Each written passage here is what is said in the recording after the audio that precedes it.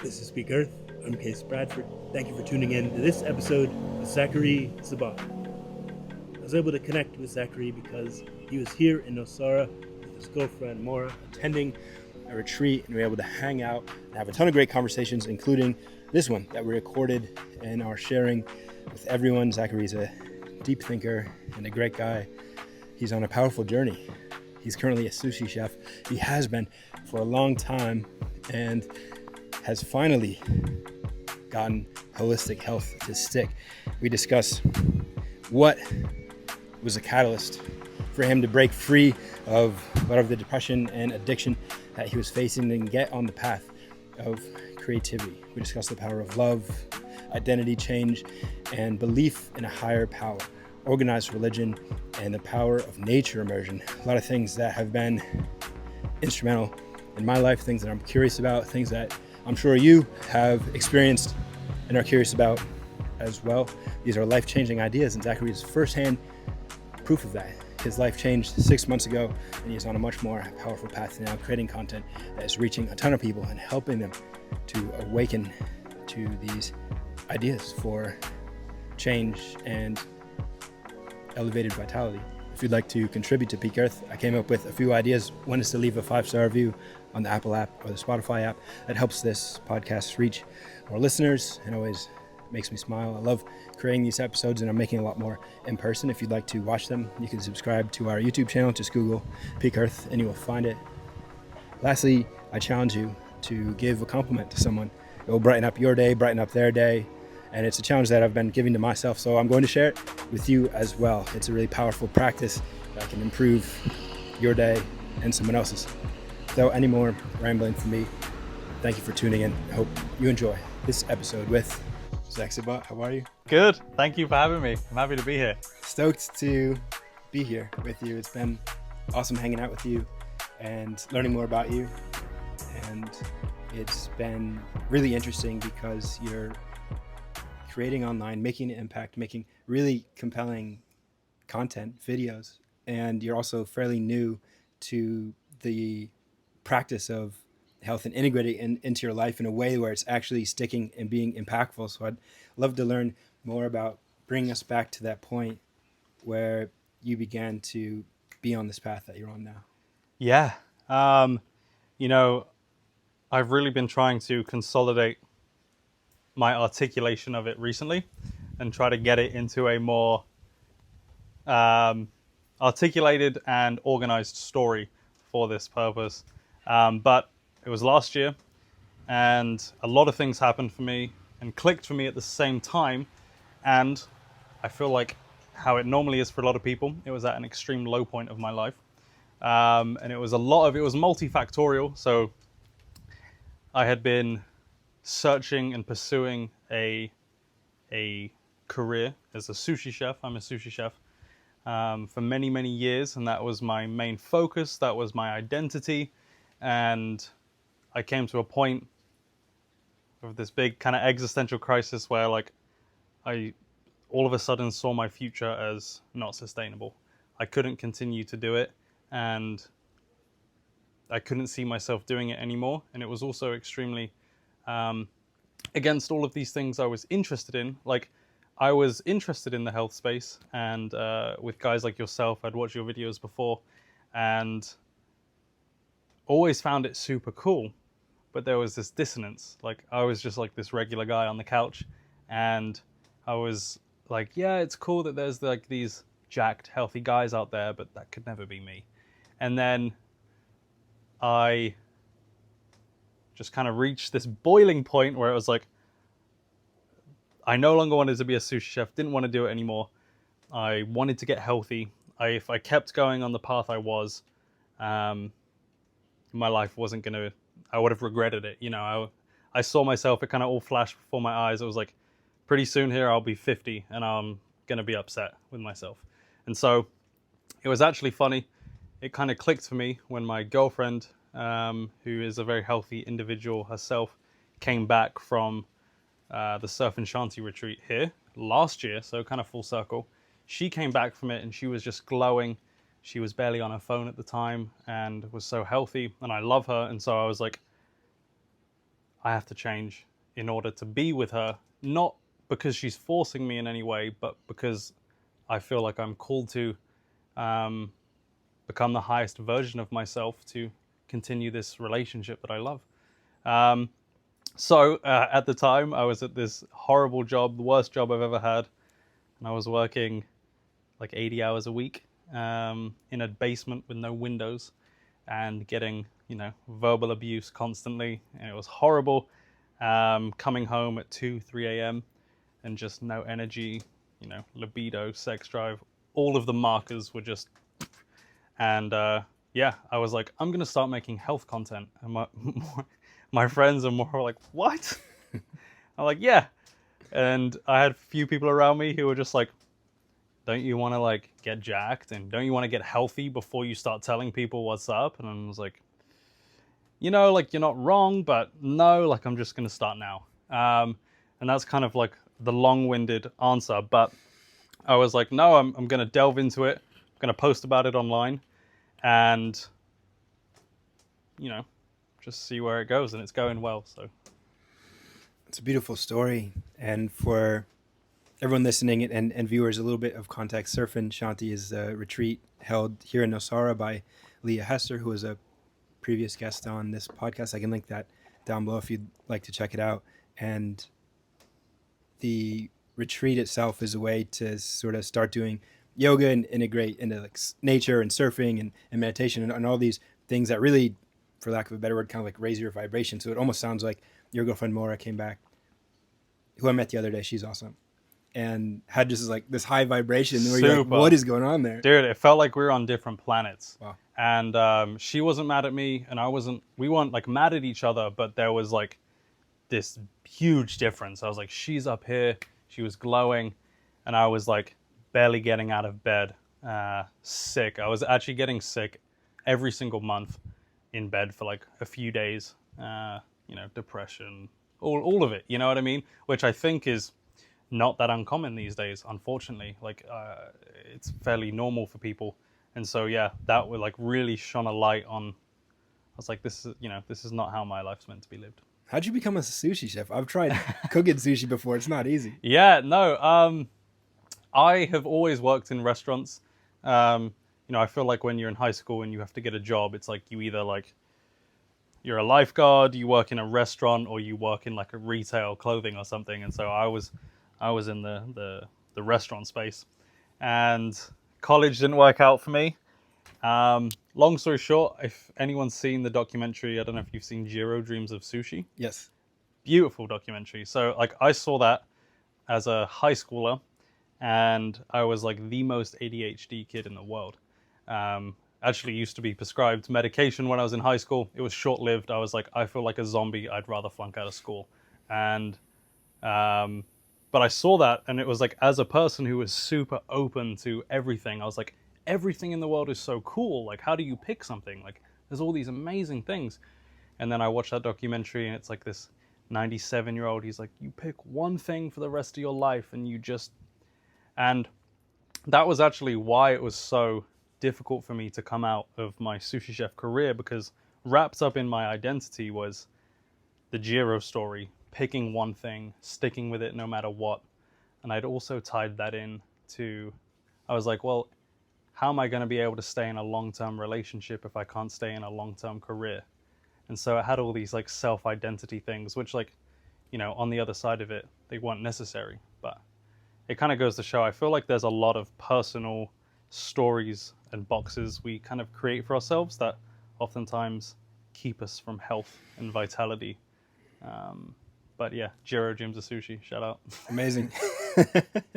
It sort of is an awesome philosophy that is promoted in that film, that documentary, very much linked with Japanese culture and like samurai culture and just the ethos of that nation, which is a very, very passionate one, very dedicated to the mastery of craft, which is admirable.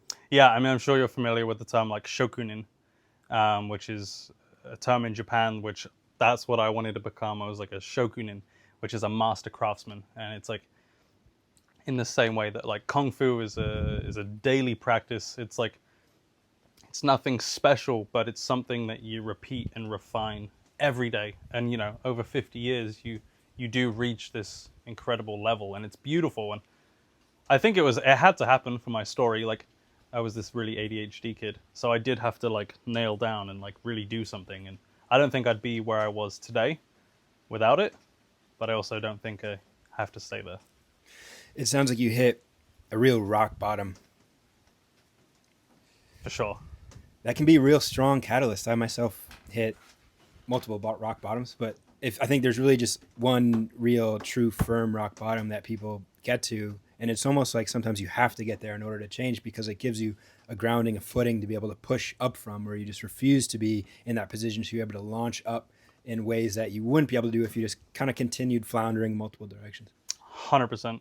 No, I'm so grateful for it. I'm one thing I've realized as I've got a little bit older is we label these things like bad experiences, like horrible times in our lives, but we rarely ever zoom out. I don't know, you can't as a human and like take it in the full context, but it's like I don't necessarily see them as bad anymore. Like, even though it was horrible and I wouldn't want to go through it again, I needed to go through that in order to shape me into the person I am now, who, you know, I like who I am now. And that kind of pattern repeats itself throughout life. It's probably not going to be the last low point in my life, and it shouldn't be, you know, like it's like a pattern, and it's nothing bad about it. I think it's deeply necessary, which I'm sure you can attest to. Absolutely. Those dark valleys of the soul, dark nights of the soul are 100% always going to be a part of life for everyone. And it's really how we deal with that sort of shapes our life. And there is sort of a way that we can zoom out. You did it when you imagined yourself at 50. We can imagine ourselves.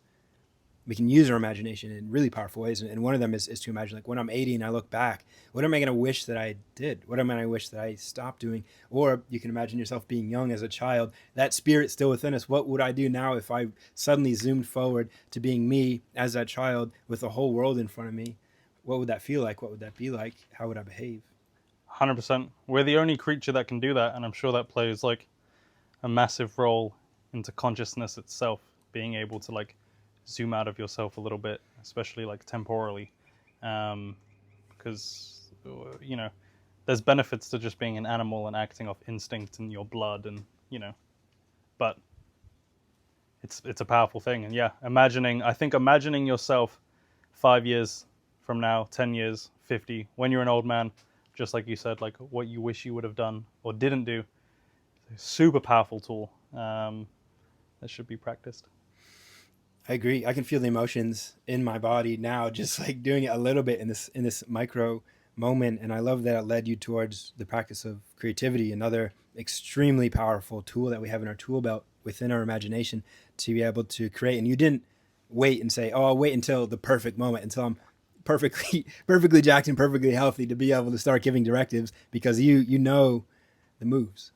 Yeah, no, it was funny because I think we were talking about this earlier, but I followed lots of people in the health space because I was always really interested in health, like from a fairly young age in high school, especially in like the nutrition, like food space, which led me on to like the fine dining, which was completely removed of health, but still obviously like the emphasis on food. And I was really into health, and it was kind of like this roller coaster of like finding it in real intensity for short bursts and then falling off completely.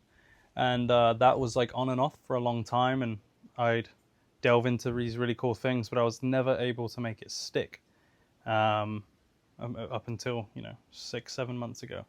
It was like it all clicked. It's a popular problem. A lot of people struggle with that. I know I did for a while, and I'm curious what it was for you that made it stick.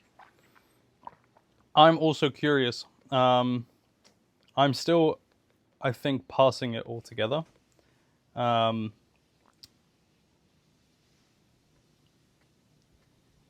It was, on one hand, like the love in my relationship, the fear of the path and trajectory I was on, visualizing it into the future, realizing that it was not sustainable for me for my health. It wasn't sustainable for me for the family I wanted to build, and it definitely wasn't sustainable for me financially.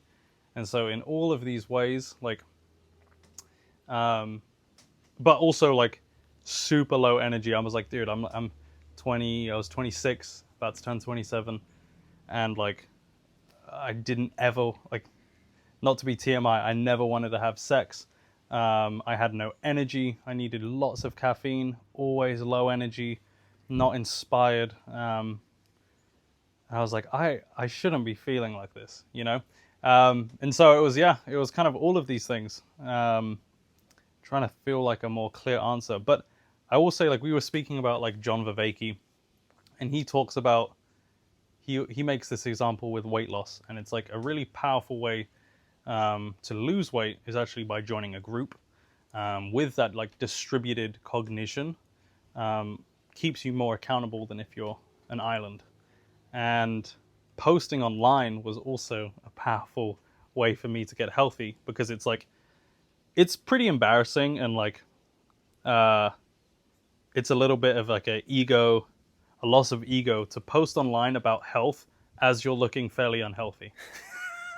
You know, like, you know, you get ripped in the group chat with the boys and just friends, you know, who look way better than you, and they're like, why shouldn't I be posting? Like, you look like ass. So like, yeah, you know, that's actually fair enough. And so you really have to be like, I mean, I had to be pretty convinced of my convictions, and it held me accountable, because I was like, look, if I don't look and feel a certain way in a certain amount of time, like, that's pretty embarrassing. So I don't know if I'd suggest it to everyone, but it's a good way to really put a fire under you.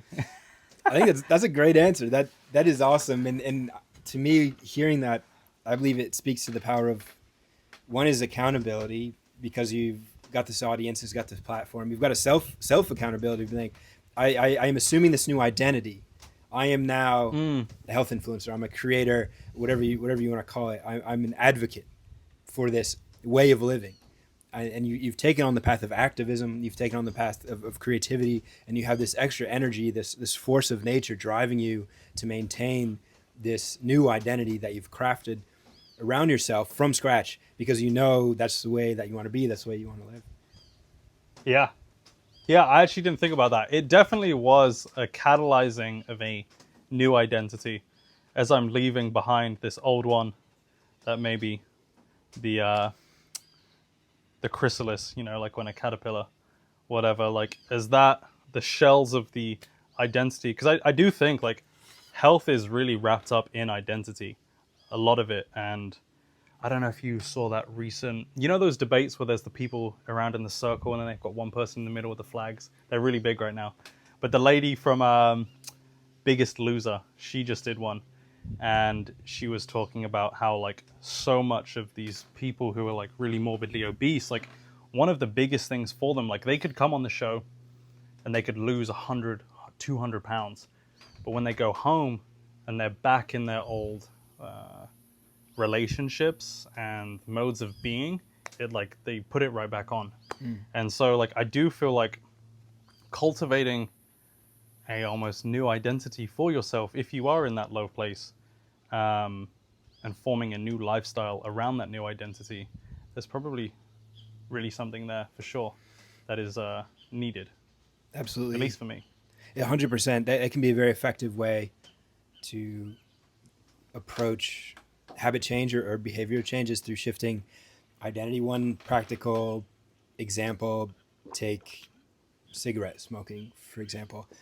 If you say, I am not a smoker, just, you can say that to yourself. You can say that when people ask, when they offer you a cigarette. That's much more powerful within your own mind than just saying, I don't want a cigarette. And you can apply, this applies in many different ways. Like if someone's offering you junk food, instead of saying like, I don't want that pizza, you can say, I don't eat pizza. Like, I am not a pizza eater. Yeah. It's a different resonance throughout your body, because you're saying, I am, not this thing, instead of just like, I don't want it. And people would tend to respect that more as well, as opposed to like continuing to push it on you. Like, I don't want to drink. Why not? Why don't you want to drink with us? Just have a drink. I am not a drinker. Oh, okay. Like, why not? Yeah. No, 100%. It works very well within your own mind. So like identity change is one of the key pillars of like behavioral change and habit forming from a psychological perspective, but integrating in creativity, I think, is a new thing that does add a layer of power to the habit change process, I would assume. Yeah. Yeah, this is cool. I feel like I'm figuring out these things myself even more in this conversation. So this is nice. I'm curious, you were speaking about like um, addictions and stuff. Have you ever had any struggles with that? Yes, Because I know I have. I was just curious. in a way, addiction is an interesting word because I would never identify myself as having an addiction to anything. Mm-hmm. I've been in like a committed user of certain things at certain times. I drank a lot in college, and when I started drinking, I had a lot of trouble stopping. But I wasn't like drinking every night. I don't never felt like I was an alcoholic, but I had a lot of trouble not getting super drunk once I started drinking. So like, that was one of the biggest troubles that I had. But once I decided I was going to stop doing that, it was like a switch flipped. I had no trouble really stopping that, and that was because I really hit a rock bottom moment where I woke up. I didn't know where I was. I had flashback memories of wandering around in the snow in New Hampshire, like being lost. Wow. And I realized like I could have died that night if I had just fallen asleep in a snowbank or something. And that never happened to me before. I'd never woken up and not like had no idea where I was. So I was like, that's a sign. I was becoming an adult too. I was probably like 20. I had graduated college at that point. So I was like, this is just not something I'm gonna do anymore. Leave this in the past. Yeah, that's crazy. I've actually been quite interested in addiction, generally speaking. Like recently, like I think the psychology of it is really fascinating, and I feel like as we get deeper into this modern age and see like the ramping up of all of these issues with ourselves, there's also definitely a ramping up of addictions like across the board for like many people. And so I've just been thinking about it recently. I was thinking about it the other day, and I believe it's who is it? Saint Augustine of Hippo. He talks about, because he struggled with addiction really bad, and he speaks about it in the way of like man has a god-sized hole within him, and he was speaking of that on the human condition. And oftentimes we're trying to, like, that's what addiction is. It's like you're missing something. Often like it could be a trauma or like a loss of love or a loss of something in your life, and you try to fill it with something else that shouldn't be there. And so I don't know, I find it deeply interesting. Was that part of your path to overcoming addiction? Yeah. Well, I mean, actually, I didn't mention this in like my what really made it stick, and actually, I feel guilty now. But one of the biggest things was actually going back to church for me, and I kind of was figuring out that like, okay, yeah, this is all making sense to me. In the past, when I got into the health realm, it was very compartmentalized and like stripped into its parts. And so it might have been like just lifting and like really getting into gym culture. But then everything else was whatever. And then it would have been just getting into the nutrition, whether it be like animal based or something, and just thinking about that. Or it may have been just fully delving into like a religious practice and getting really into that. And what I realized is like they're all necessary, and I kind of had to build a ecosystem of practices and do all of them at the same time, and not obsess over one too much, and kind of keep a balance, like ecosystems are. And it was like this realization that health, and that was the thing that stuck out to me, like the holistic philosophy was like everything's taking into account. It's not just macros or calories in, calories out, or whatever. It's like everything matters. And so mind, body, and soul, I believe we're made in God's image, which is the Trinity. And so I wanted to be like an intellectual, but I also want to be really physically fit, but I also want to be like deeply spiritually mature and, full of love in my relationships with people. So going back to church was actually what was one of the main catalysts for that. It was like I went back on Sunday, and I was deeply atheist in like pretty much my whole life. And it was like, I'm just going to go. All of a sudden, it was this new shift of perspective for myself that it was, I clearly don't know what's going on. I don't have all the answers. And kind of relinquishing this arrogance that I had for myself in the world, that I thought I knew everything. But if I knew everything, why is my life look and feel like this? And it was kind of coming back to like a deep sense of humility. And even though I still don't understand the church or religion fully, you never will, but that kind of like placing yourself below, but in a powerful way, was really important for me, if that makes sense. Yes. Not in like a, yeah, in like the Christian can be kind of guilty sometimes, and it's like this repentance, shame. It wasn't like that. It was just more of like, yeah, a humility. That's powerful. I'm glad you remembered to mention that. Yeah. I was like, oh my gosh, that's a huge part of it. In that riff you went on about trying to go really deep into one thing and then having it not quite work, so you tried something else, and that really resonated with me. I perceive health through the root word where the word health is based off, which means whole. Nice. Whole meaning Okay. round, full, like a circle. And in order for health to work, you can. So what I like to do is envision this as like a wheel that is rolling, and for every spoke within that wheel needs to be true. If you know how a bicycle wheel works, every spoke is true, meaning it's tight and it's orderly. And if it gets bent, then the wheel begins to wobble. Wow. And Okay. it's a lot less efficient. So I love perceiving health through each of these spokes that you mentioned. We could just name those: fitness or movement, spirituality, some connection to a higher power, the food that you eat, nourishment or nutrition. Then I would add nature immersion to that, community and creative practice. There's a lot of spokes you could add if you really want to get detailed, not a ton, but those are great fundamentals and foundations. And without one of those spokes being true, you're going to have a wobbly wheel. Dude, that's beautifully put. Very well articulated. Yeah, the additional spoke that you put on, which was being out in nature, was also massive for me. Like I said, I was in a basement, and I knew how much that was ruining my health. Like, That's for the sushi? yeah, thing. it was a basement. There's no windows. Oh, man. You're underground, and yeah, you're there the whole day, 12 to 13 hours a day, Wow.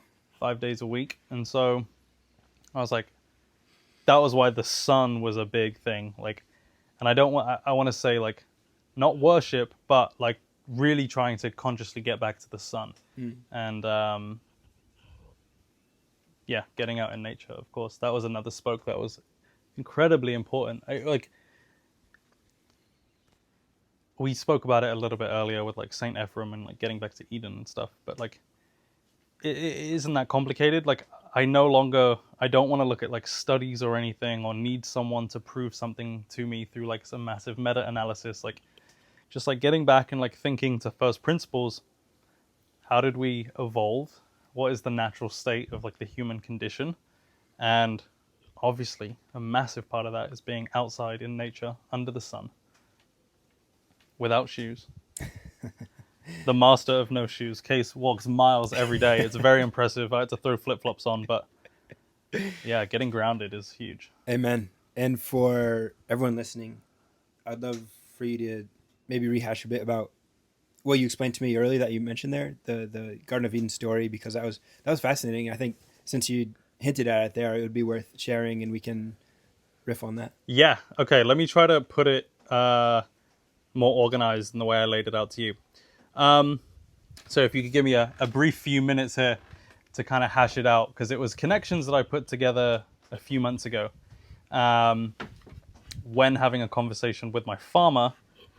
But the connection I put together, and I made a short video about it, and I'm going to make a bigger one on YouTube, but it was, is the primal movement an attempt to return to the Garden of Eden?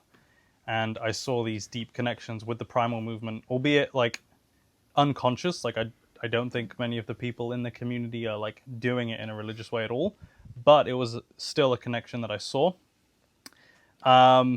So I was having a conversation with my farmer, and he was talking about cows and the completely unnatural state that cows are put in these days in farms. So where they're in flocks and herds with a bunch of different cows of different like sub-cow species that didn't optionally form a herd together, and they're just kind of put in these mega farms. They can barely move. They're outside of the sun. They're Factory fed. farming. Yes, factory Disgusting. farms. Yes, is an abomination. Abomination. I'd actually love to come back to that, but fed diets that weren't natural to them, and they have to be given vaccines and hormones. The milk has to be pasteurized and processed, and they need a bunch of medications, everything, all of these technologies around them, all to stop them from dying and prop them up from death, because they're so far removed from their natural state that cows evolved in, right? Like, they should just be eating grass. Like, it shouldn't even be a buzzword these days that, like, this is a grass-fed cow. It's like, this is just a cow and this is what it eats. Like, and so as he was talking about the cows, I was like, oh my God, like, that's us. Like, we're the cows. Like, because in the conversation he was saying cows and like cow therapy, if you've ever heard of like equestrian therapy, it's kind of the same thing of like, you spend time with a cow because cows mirror you. If you go in impatient and frustrated, the cow will give that back to you. So you have to learn to kind of control yourself, and then the cow behaves around you, because he was specifically talking about milking it. And I was like, cows as mirrors, and then he was talking about the state the cows are in factory farms. I was like, we are in human factory farms. Like we're in these cities with masses of people that didn't really choose to be together, that don't have much in common, and are kind of at odds with each other, with processed diets, and we need all these vaccines and medications in order to stop us from dying, because we're so far away from our natural condition. Or so we're told. Exactly, yeah. Also, we're told. And I was connecting this back to a book that I was reading, St. Ephraim's Hymns of Paradise. And in this Hymns of Paradise, St. Ephrem lays out like this cosmic structure of paradise, the Garden of Eden. And you can imagine, maybe we could put like a picture on the screen or something. I don't know if that's possible, but Yes. You can imagine this mound. It's coming out of the water, and the waters are like the cosmogonic. It's the flood. It's the waters of creation that all things arise out of, but also fall into. And on this mound, as you go up, at the top, at the center, is the tree of life. And then there's a concentric ring. And then there's the tree of the knowledge of good and evil and Eden. And as you fall down, you get closer to the flood. As you go up, you get closer to the tree of life. And in the story of Adam and Eve, they are given this, what is called a garment of skin, which is a marking of death. It's a dead animal hide, because when they bite from the tree of the knowledge of good and evil, they first realize they're naked, and they need to protect themselves. Guys, this is so long-winded, but bear with me. God gives them that and sends them out of Eden. They go and have two kids, Cain and Abel. Cain kills Abel, and that story is like a paragraph, but there's like an infinite amount of knowledge in it. It's insane. You can abstract that in many different ways, but like Abel is also just like the ideal. Like, you have a war of Cain and Abel going on inside you all the time, and some people kill their ideal because it's a judge, right? Like, if you have a vision of yourself and a better version of yourself, you can either make sacrifices toward that and get closer to it, and God will be well pleased with you like he was Abel, or you can kill that ideal, and you know how that goes. I think I see that pattern within people all the time. Savage. But Cain's descendants go on to form the first civilizations. They do metallurgy, they create weapons, they create walls around the cities, they even create music. That's one I really find fascinating, but I'll caveat that. And they lay it out in the descendants, and you can imagine his descendants on that mound of St. Ephraim's mound. And as they fall further away, it's like, first it's just animal hides to protect yourselves. And then you need to create housing and shelter. And then another descendant falls further, and then you need to create walls around the city. And then you need to create armies and weapons. And it's all of these layers of technology in order to protect yourselves from other humans and nature. And I just kind of all snapped together with what I was interested in at the time, which is the primal movement. And it was like these people who were sick, like, and curing themselves, not through additional vaccines or medications or surgeries. It was like, I'm just going to go back to the natural way that we think a human should live. And it was curing everything. And so it's kind of this, instead of a life of creating new technology, it's more of a life of sacrifice and removing things that aren't necessary to align yourself back with how you were created. And so I don't know if that makes sense, but it's like a stripping away of all of those garments of skin that have been created over time, and they're getting back to a more natural state and curing themselves of all these things from the root. And like, it's funny, that word, like with the tree of the knowledge of good and evil, like getting back to the root, you know? Absolutely. And it's a beautiful vision and a compelling story to perceive the positive changes one can make. And you really do go, we've both been through this transformation from a hellish state where life is bad in many ways, just torturous, into a much better state of being that you could describe as heavenly. When comparing it to who you used to be, it's like night and day. And from that perspective, you are individually now in a Garden of Eden, and you may even find yourself on a beautiful beach in a tropical location, or on a regenerative farm teeming with life, with happy kids running around laughing, and you might think to yourself, like, wow, this is so much different than that basement I was stuck making sushi in for 12 hours a day. Yeah, 100%. I feel like I'm still not in Eden yet, but we're marching our way back up that cosmic hill that Saint Ephrem talks about, is the vision anyway, and hopefully not fall into the flood. It's a daily struggle. Yeah, 100%.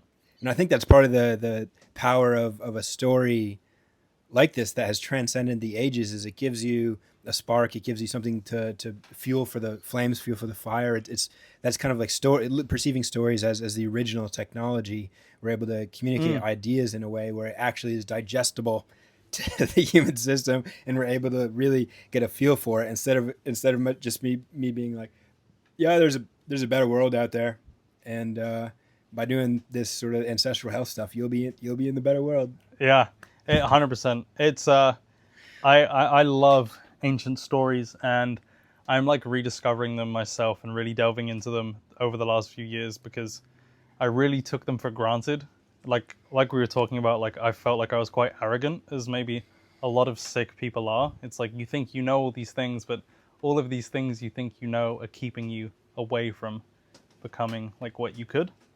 And it's like, either all of these ancient cultures who have passed down this information for longer than we even know, like, are all stupid and I'm just so much smarter than them, or maybe there's some things I still have to learn.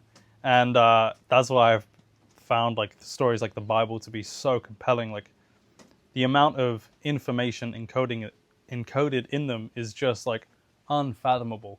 And it's like we were talking about, like the Cain and Abel story a little bit. It's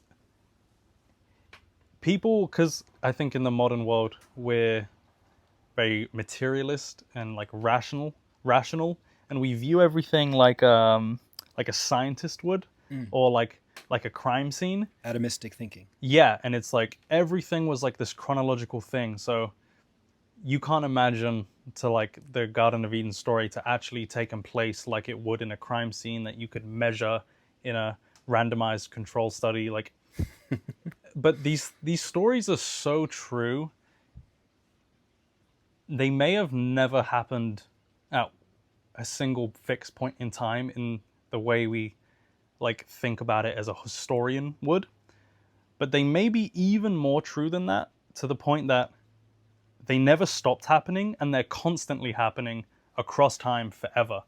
And that's what makes those stories so powerful, is like, it's not just like the information encoded in a historical event is less than a symbolic story that is constantly happening throughout human culture and history forever at every moment. Like, there's more information there. You know what I mean? 100%. riff you went on about Cain and Abel, if you were to sit there and be like, "Oh, did this actually happen?" I'm looking for evidence of a man Yeah, named Cain, and then you're like, "Well, hold on, this is happening every day inside of me." yeah. I think we're at great detriment to view everything in the world through this kind of materialistic atheist perspective of like, this happened at this time at this location with the like, we're not detectives. Like, things are more complicated. It's really true. There's so much mystery, even in the realm of health, and what you were describing there, that story about primal health, esoteric health, ancestral health, bringing us back to the Garden of Eden, sort of alludes to the fact that life was a lot better. And it can be easy to romanticize the past, but we've both been through it on a micro level where we were able to increase our health, elevate our vitality, and then all of a sudden experience all these abilities come back online. Mm. Primarily for me, that would be creative abilities, imaginative abilities, which dovetails and coalesces in with spiritual abilities, right? Like you're communicating with a dimension beyond yourself. You're reaching out into the realm of pure potential, receiving higher quality ideas, which you are then able to put into play, into reality, and form a better future. You're basically a wizard now. Yeah, yeah, that's a good way to put it. Some people get really good at this, Yeah, and some people don't even really need the health stuff. They're just born with, they're blessed with amazing ability to create and just make life to however they want it to be. Others, among us, we need to take care. We maybe had less of a starting hand to deal with, and we need these vitality tactics and strategies and principles in place so that we can access these human abilities that everyone possesses. And so you imagine a whole world like that where everyone is self-actualizing, where everyone's vital, and it's an amazing thing to imagine, because that would be a much better world to live in. That's the more beautiful world our hearts know is possible. yeah, 100%. Oh, there was a few things I was thinking of. One, it was like not just like a going backward. Like in the primal movement, it's like a critique is often like, I don't want to just go back and be a caveman, and it's like me neither. Like we really have some incredible things in this day and age that I am not taking for granted, and I don't want to get rid of. And we were talking about John Viveki earlier. He has a great quote, which is neither nostalgia nor utopia.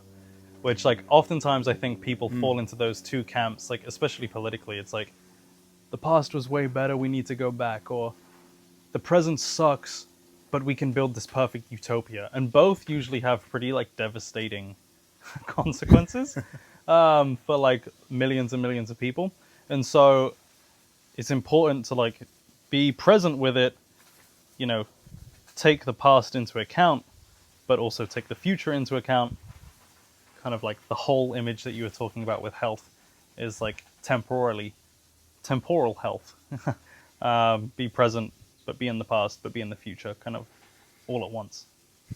There's this word I love called protopia, which sort of alludes to the idea that we can just keep improving things. It's never going to be a perfect utopia, but we're also not headed towards this like dystopian future, which is very easy to imagine. I feels like a lot of science fiction movies that we watched growing up that were popular were almost engineered or made in a way to make us afraid, to give us these horrifying, dark and scary images of the future, or that's just a part of the collective unconscious that was sort of made manifest by the creative process. But it is much more energizing to imagine how things could be. We could have more small farms. We could ride bicycles more and walk more instead of being stuck in traffic. And you can easily imagine how some of these small changes can spread, and life gets a lot better. Another example would be like plastic stuff that is thrown about. Like if we all kind of cleaned that up and stopped throwing it out there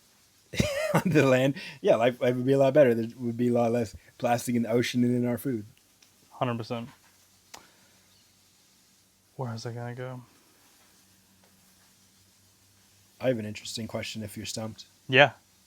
On the realm of religion, we touched on this a bit, and we kind of riffed on the powers that are within some of these stories. But how do you perceive religion? Like, what is it, and kind of like what are the effects that it has had on you? I know that it was a big part of your transformation. I'm just curious to learn more from you about how you perceive it as a tool and as a part of your life.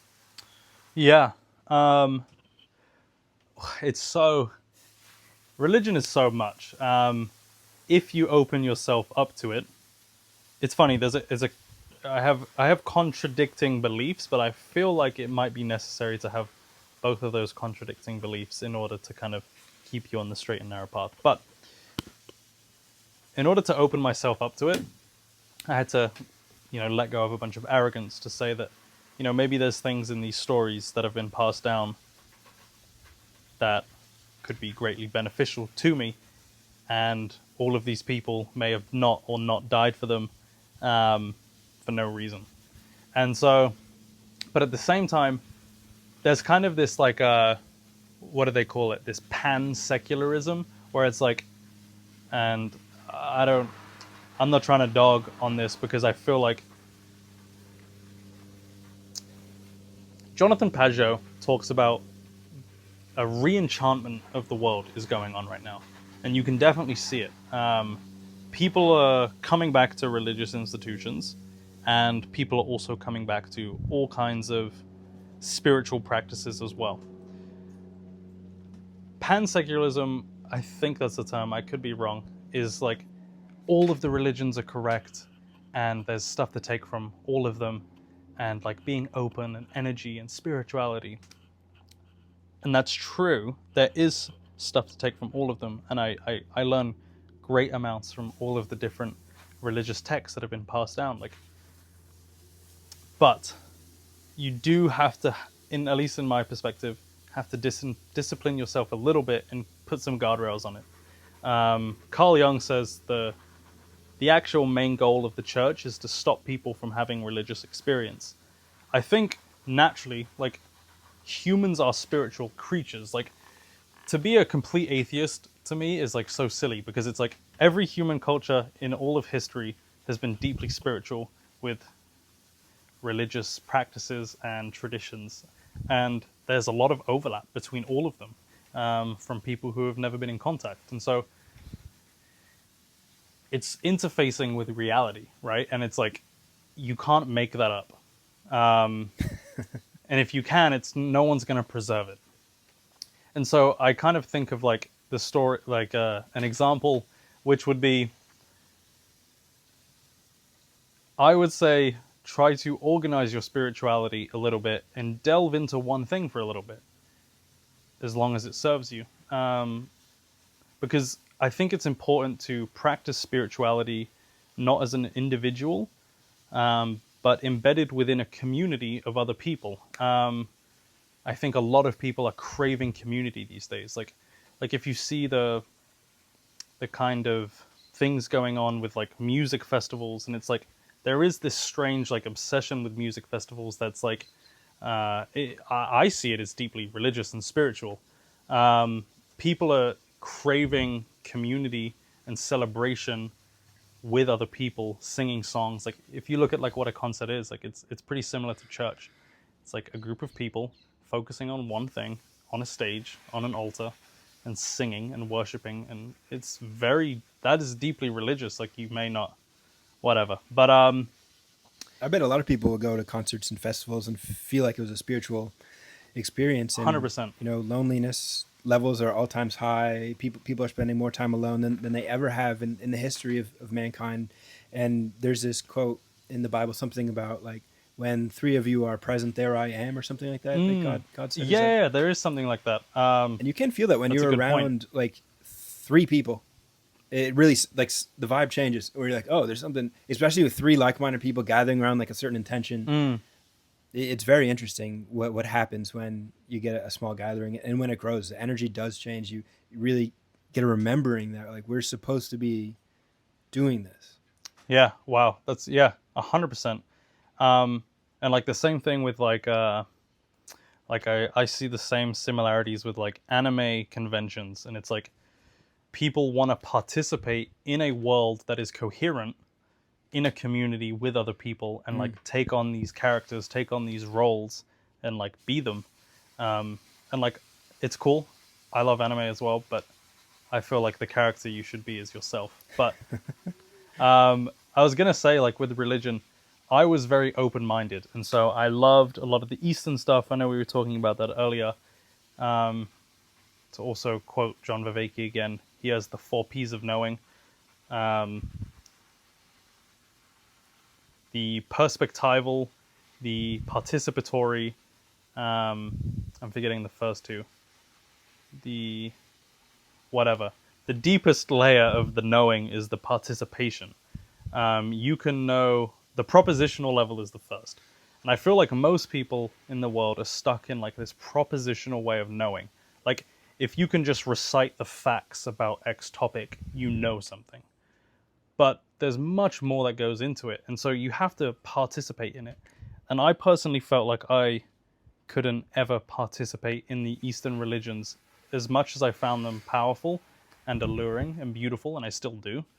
I couldn't participate in them because I was not an Eastern person. And like, I went to China and like I stayed at the Shaolin Temple for a month. I did like Hindu and Buddhist retreats, meditation and yoga, like silent and fasted, and I was deeply immersed in that for a little while, but it never stuck for me. And you kind of have to, you have certain cards you're dealt, and so it's like, if you grew up in like a Western culture, like, you're probably best gonna participate in a Western religion. It's not to say that the others are wrong, or like I don't read them or take wisdom from them, but like, that was like a shift for me of like participating in what my culture has blossomed. I was gonna make the analogy, like, if you say you like to exercise, that's good. Exercise is good. And there's a million different ways to exercise.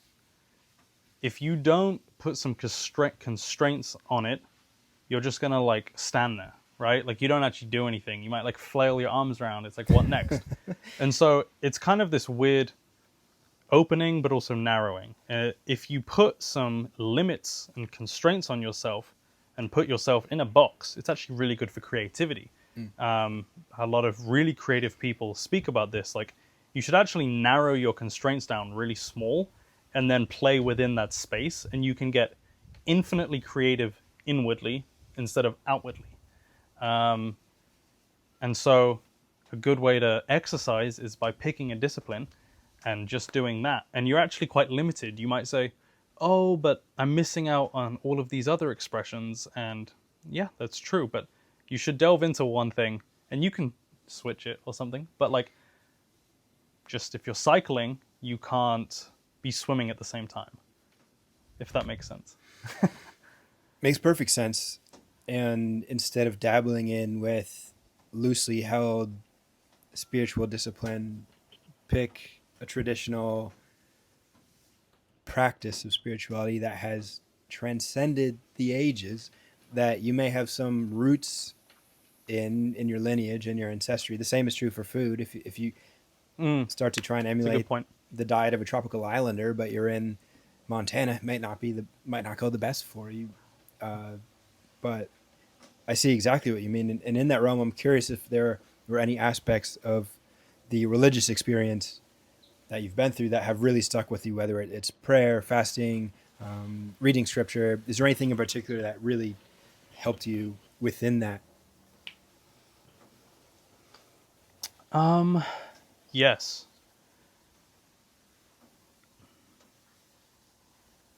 For whatever reason, going to church once a week was massive. And I actually can't articulate fully why. But just like, it's not that much time. Like, I was going to a Catholic one. It's like an hour a week. Now I've been participating in Orthodoxy. I'm not baptized or anything, but I've been going for like a couple months now. It's a little bit longer. It's like 3 hours. But once a week.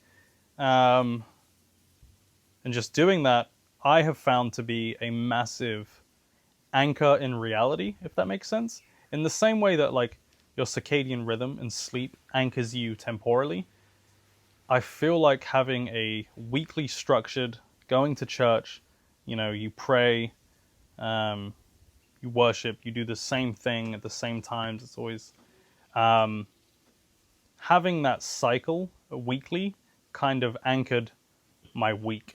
It gave structure to the year and the week. I found that to be hugely important. But prayer for sure. I'm still learning how to pray. I feel like I felt really funny at first when I started doing it. I was like, this is a bit silly. Like, what am I doing here? But the more I've done it and the more I've been bad about it recently, but I want to get actually more consistent with it again. Because at that real low point in my life, for whatever reason, I decided to start praying. And I find that really interesting.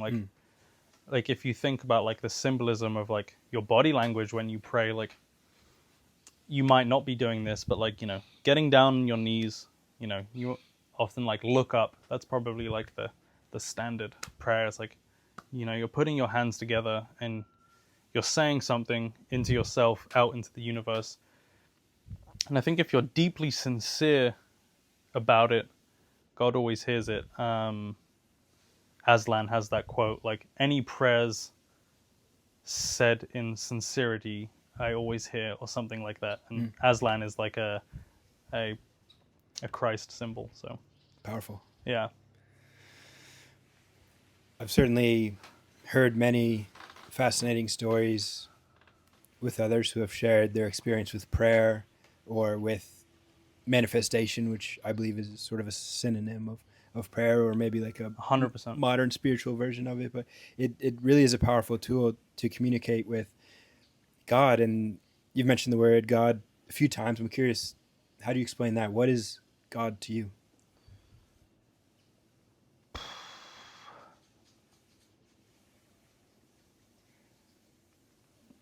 Well, I think by definition, that question is a tricky one because you can't put God in a box. It's kind of ineffable. It's like omnipresent. It's like the patterns of creation that underlie every process in the universe. You know, it could be something like that. You know, think about like what IQ is. Like IQ is essentially like pattern recognition. The universe is deeply structured and ordered, and there are underlying patterns that govern it. And you can ignore them for a little while, but like reality kind of snaps back at you after a certain time. And so I would say God for me is a lot like observing these patterns of the universe, humbling yourself before them because like you're not going to change them, and in a way revering and worshiping them in a way that is ultimately angled towards something like heaven, like something better, which is like deeply filled with love for yourself, for everyone, for the future. Because I do think there is like an element to the way the universe creates but also destroys that underlying it all, I think is it sounds like corny, but it's love. You know what I mean? Like there's something really there. There is absolutely something there, and I've appreciated getting to co-create this with you. I believe that is a beautiful place to conclude this conversation and your story. We've kind of gone full circle where you started in a place that was rough, it was bad. Your girlfriend came home and you love her and you found God, and within you, you were anchored in love and you were headed in the direction of a beautiful future. I'm excited to continue following you on that path to see where it goes, because it's just beginning, and I'm stoked that we were able to connect and co-create this and share it out with the world, Zach. Yeah, this was amazing. Thank you so much. I had a wonderful time. Thank you. Yeah, cool. Brilliant. That was great.